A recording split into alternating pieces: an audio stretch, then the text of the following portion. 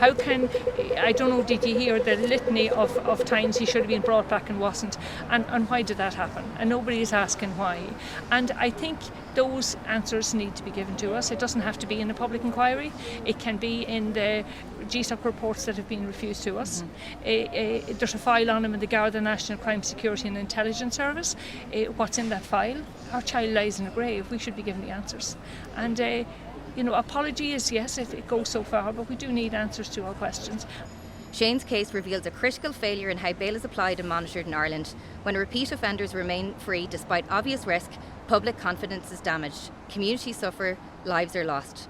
The continuous granting of bail to recidivist offenders, whether that be for summary offences or indictable offences, needs to be addressed. There must be strict consequences for those who continuously offend while on bail.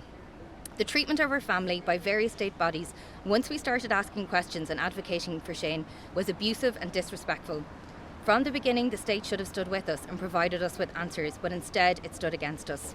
What followed was stonewalling by state agencies who adopted deflection, evasiveness, and most importantly, a deliberate lack of completeness and transparency.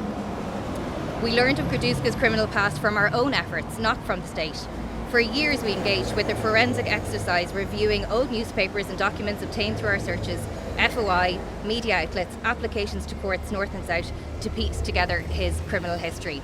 It was only on presentation of the evidence to these state bodies that acknowledgements or concessions were reluctantly made.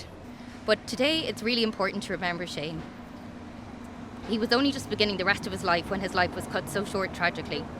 Shane was the only boy adored by his parents and doted on by his four sisters.